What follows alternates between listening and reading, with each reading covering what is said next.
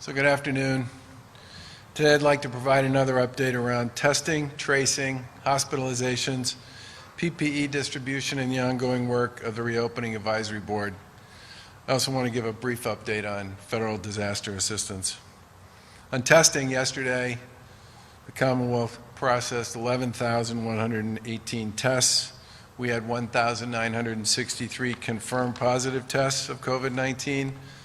which means about 17.7% of the tests conducted were positive. This positive percentage is an important piece of the data that we monitor, and that latest number of 17% is down from a previous high that was much closer to 30%,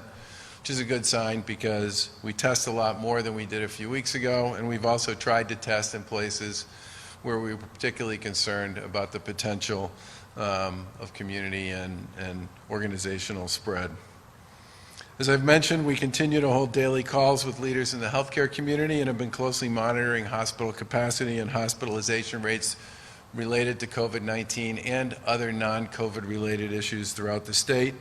As of yesterday, there were 3,856 patients hospitalized in Massachusetts for COVID-19, which is quite consistent with our data of the past few days, meaning that hospitalization rates for COVID-19 have been pretty flat now for about 15 days in a row. The percentage of all cases that are hospitalized has also been pretty consistent. It's at around 6%. While we're watching for that downward trend that many people talk about, not just here but in many other places with respect to monitoring and measuring the spread of the disease, the number of people needing hospital care here in the Commonwealth has stayed pretty consistent, as I said, for the better part of the past 2 weeks. Flip side of that was we haven't seen an increase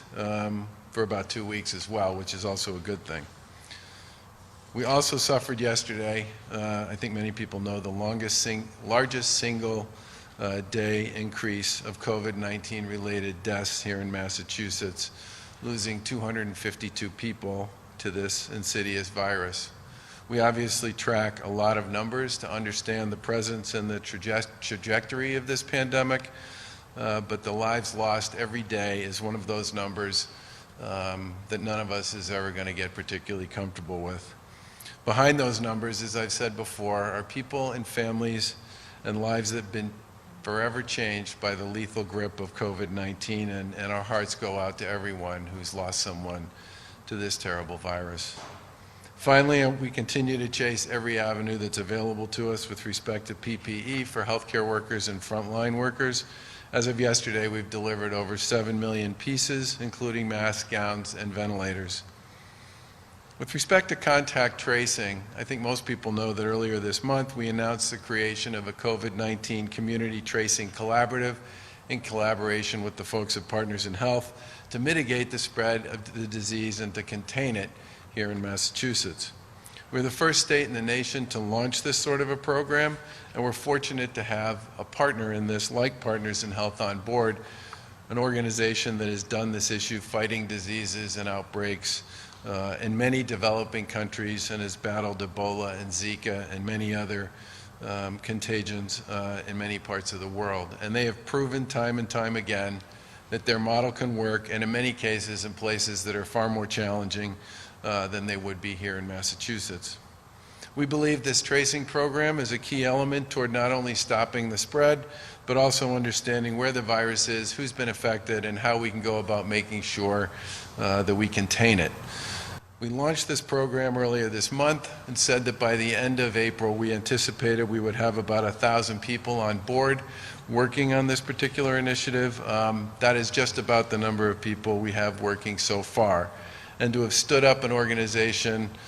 in that period of time on a joint basis with Partners in Health was a terrific piece of work, but now obviously the really tough stuff begins, which is making sure we do all the stuff we need to do and that they need to do to both identify people who test positive, support them in isolation, make sure we connect to their close contacts, and do what we can to support them as well. This team is now supported, by the way, by 80 local boards of health who have stepped up to work alongside and to help the initiative. And to date, this team, in a fairly short period of time where they've been hiring and setting up their call center operations, has made contact with about 5,000 people who are either COVID-19 positive or suspected to be close contacts of people who were. Tracing, as we've said before, is all about identifying and reaching out to the people that someone with COVID-19 has been in contact with. Our tracers can then tell those folks to monitor for symptoms and to self-isolate to prevent any further spread. Infectious disease specialists now believe this virus can go undetected for days, and some people who test positive actually never show any symptoms at all. Originally, when we first started putting this together, we projected that a person would have around 10 contacts that would then need to be contacted. So far, the average number of contacts is actually only 2. That's a very good sign because it means that the work all of you and we have done here in Massachusetts to stay home, to separate, to socially distance, and to take seriously this idea that all of us have a role to play in reducing the spread has made a big difference. And if you check out the mobility data that's popped up by Google and others with respect to how much people have been moving around since the sort of middle to end of March, the Massachusetts numbers track as well as any other region of the country. And that, again, is a good sign because it means the stuff that we've put in place, the work that you have done to socially distance, limit your travel, and limit the number of people you've come in contact with has had exactly the kind of impact on the rate of spread and the rate of growth in the disease here in Massachusetts that we hoped it would. With respect to this collaborative, if you receive a call from the collaborative, please take the call and provide the relevant information to the caller. What's been interesting about this from the beginning is as people have started calling folks who tested positive for COVID, the conversations have not just been about their close contacts. The conversations have been about what are the sorts of things that they and we need to do to help them isolate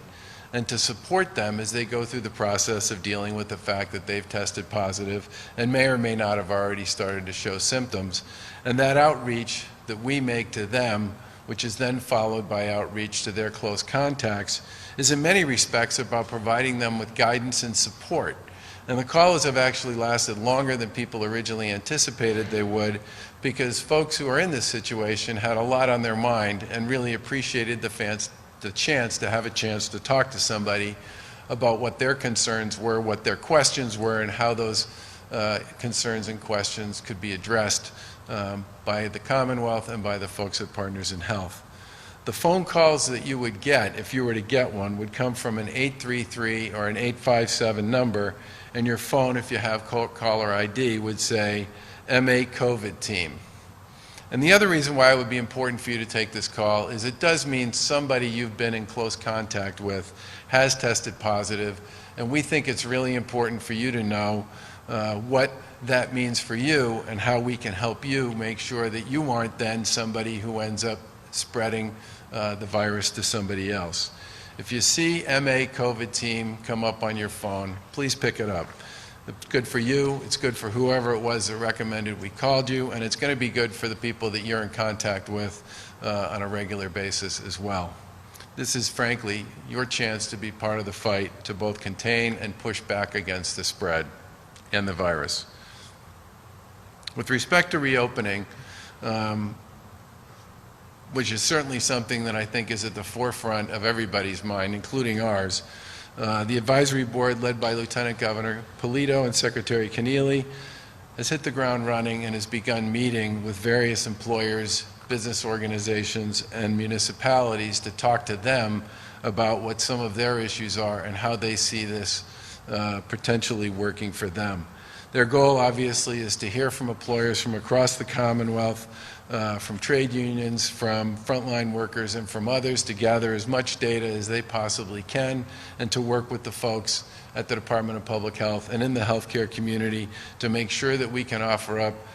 specific guidance to those who would like to find a way to reopen, and then to hear from them about how that guidance might translate into what their day-to-day would look like on the ground inside their organization. The goal here is to try to make sure that as many voices as possible can be heard. They're setting up feedback and listening sessions across the state. And as of Wednesday, they've talked to retailers,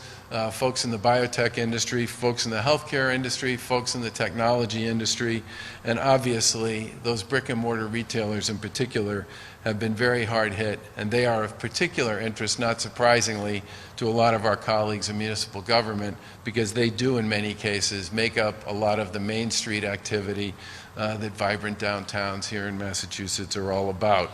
And this work is obviously going to be critical to our ability to make sure that a smart and planned phased reopening can take place here in Massachusetts. And we're glad that so many people are already stepping up, reaching out, and seeking to engage with the advisory board on what some of their ideas and proposals are with respect to how to safely resume operations. The team obviously has a tremendous amount of work to do in a very short period of time, but I'm looking forward to having an opportunity to present both short-term and medium and final report findings from the group as they move forward. We also just want to let you know that today we did submit a request to FEMA for the agency to provide 100% reimbursement for eligible costs under the federal disaster declaration that we filed for and got approved by the President several weeks ago. Currently, Massachusetts expects to absorb about 25% of those costs, with about 75% reimbursed by the federal government. To date, we've already incurred several costs, many costs actually, for responding to the pandemic, talking just about PPE, some of the alternative care sites we've set up, and the deployment of the National Guard on its mobile testing program. We obviously appreciate the support and the guidance we've gotten from FEMA over the course of the past several weeks, and look forward to them reviewing our latest request. Let me just close by saying this. I think we all know tomorrow's May 1st, and it's a slightly different kind of May 1st than the one we've had typically over the course of the past few years. April obviously was a very long and very hard month, followed by or preceded by the month of March, which many people felt the same way about. I think what I would say to everybody is, while these are challenging and difficult times, we have in fact bent the curve. We did in fact reduce the spread. We are now living with a plateau that I'm sure all of us would like to see dip a little bit so that we can move a little more quickly with respect to what a reopening strategy would look like.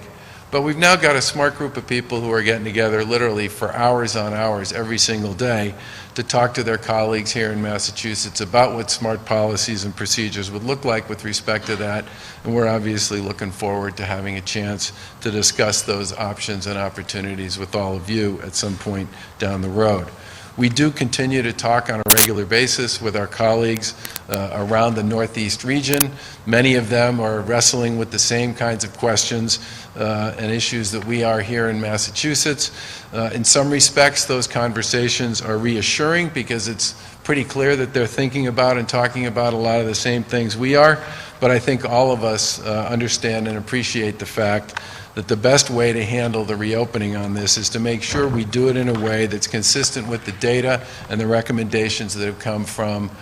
virtually every level of government and every country with respect to when it's appropriate to reopen, to make sure that we reopen when the time is right. We do it in a way that is safe and will be successful, and that we don't create a scenario in which this virus comes back at some point down the road.